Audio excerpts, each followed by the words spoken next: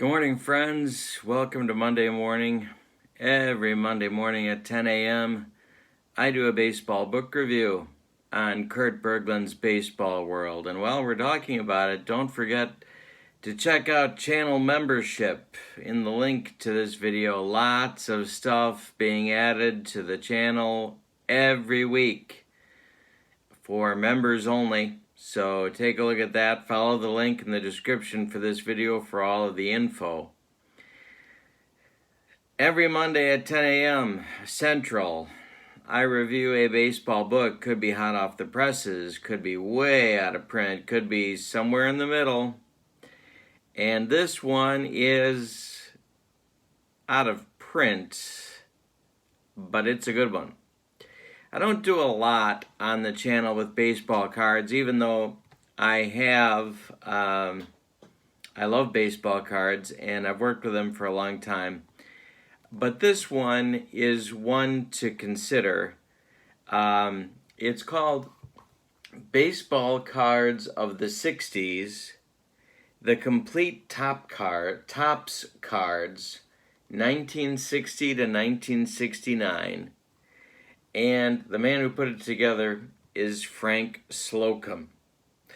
Now, the publisher is Simon & Schuster, and the publication year is 1994.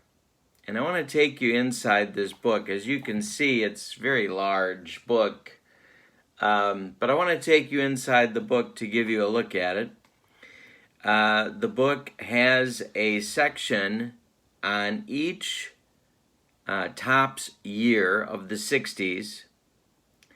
There is a couple pages of introduction to that baseball season, and Frank Slocum writes that, and he also writes about what makes that particular set of Topps cards unique.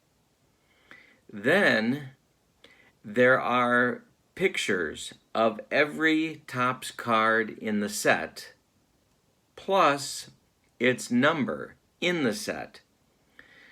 So there are a few reasons why this is a valuable resource to me. Number one, it's a wonderful trip down memory lane, first of all. Number two, if you are not familiar with all of the players in Major League Baseball in the 1960s, as I was not before I picked this up, it is a wonderful resource to get a look at who was who and where they played without having to look up, Baseball Reference or something. And you get a look at how baseball cards changed in this decade. And it's very easy to get a sense of that as well, because there was some significant changes between 1960 and 1969. Now, there are two versions of this book that I am aware of. There is one for the 50s, and then this one for the 60s. If you look up the one for the 50s, you're going to pay around $30, maybe a little more. This one you should be able to pick up for less than $15. So if you're interested in the 50s, there's a companion volume for the 50s. There may be one for the 40s or the 70s, but I'm not aware of them. But I know there's one for the 50s that's very good, and there's this one. This one is cheaper. You should be able to find it for less than $15. Let's take a minute and look inside the book so you know what you're getting. All right, so what you're seeing here, and I apologize for not having a steadier camera, what you're seeing here is the two-page introduction to 1964. So what you'll see is that on the left and on the top half of the right side of the page is an introduction to the 1964 season.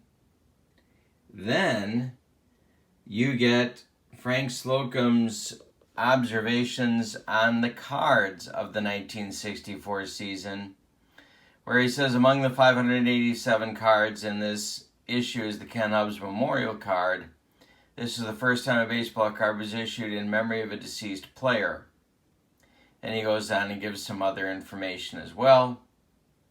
And then below that is a quiz. All right.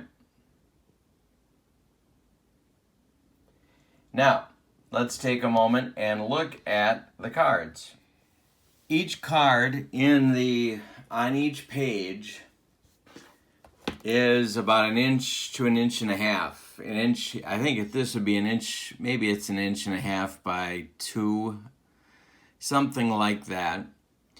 What you'll see on each page is 36 cards, and each one below the card has the number of that card in the set. So if you're looking to complete a set, but you go by sight on a lot of this stuff, you will find this to be a very handy reference, because it'll say, okay, I need number 46, but what does that look like as I'm rifling through at my card show, as I'm rifling through, and these aren't, in order or whatever. What does that Brinkman look like? Well, there he is. Okay, so 36 per page, and then each card in each set is shown to you as well.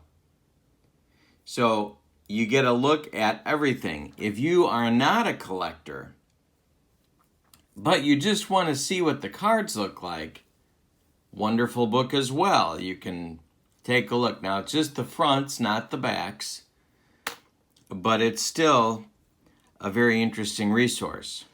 If you are a regular consumer of my baseball book reviews, you'll know that I get very excited about an index.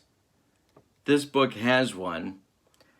It's tiny print, but it's here. And it lists every page and set that particular player is listed on. So if you're saying, well, I wonder what sets Frank Bowling was in, you'll be able to look it up here and find not only which sets he was in, but also what pages to look on to get a look at Frank's handsome mug. All right, so let's review. Baseball Cards of the 60s, Frank Slocum. The publication date, 1994. Simon & Schuster is your publisher.